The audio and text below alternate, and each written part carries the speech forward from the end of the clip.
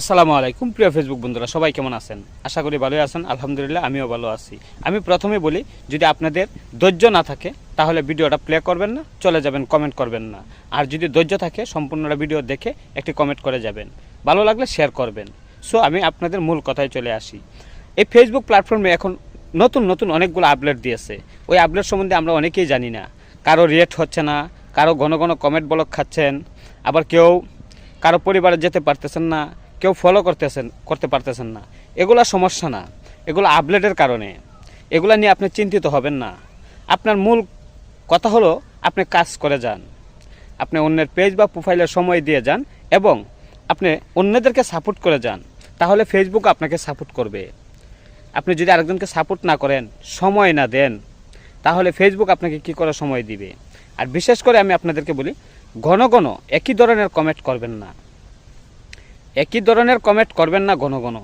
এটা খুব খারাপ জিনিস। আর দ্বিতীয় অস্ত্র হচ্ছে, এখনও অনেকে দেখি এই ফেসবুক প্ল্যাটফর্মে যারা কপিরাইট কমেন্ট করেন। কপিরাইট কমেন্ট করবেন না। আপনার একটা ভিডিও বা পোস্ট আপলোড করার আগে আপনি ভালো করে জাস্টিফাই করবেন যে এই ভিডিওটা বা পোস্টটা সঠিক আছে কি না, তারপর আপনি আপলোড করবেন।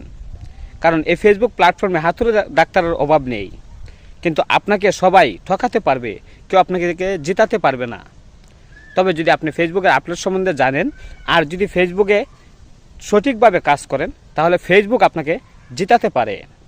সো আমি বলবো, যার ভিডিওটা বা পোস্টটাই সামনে আসুক না কেন, আমরা একটু ধৈর্য ধরে ভিডিওটা বা পোস্টটা দেখে ওনাকে উৎসাহিত করব। আজকে আপনি আমাকে উৎসাহিত করবেন, কালকে আপনাকে আরেকজন উৎসাহিত করবে, এভাবেই তো আমরা সামনের দিকে এগিয়ে যাব। সো কেন আমরা হিংসা করব? কেন আমরা হিংসা করব? হিংসা করে আপনি কিছু পাবেন না। আপনি আমাকে এড়িয়ে যাচ্ছেন, যান, তাতে কোনো সমস্যা নেই। আপনি এড়িয়ে গেলে আরও 5 জন আমাকে ভালোবাসা দিবে, এটাই ফেসবুকের নিয়ম।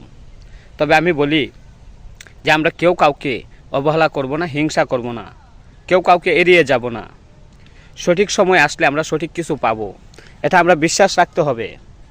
কারণ এই ফেসবুক প্ল্যাটফর্মটা কোনো একজনের না, কোনো একজন যে একাকিত্বভাবে ব্যবহার করবে এরকম কোনো কথা না।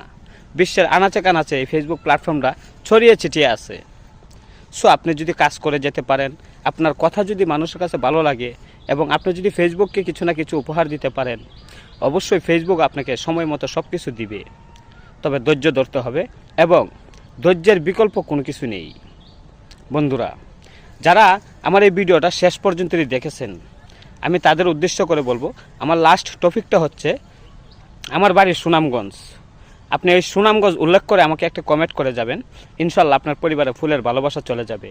আর যারা শেয়ার করবেন তাদের জন্য ডাবল ভালোবাসা থাকবে।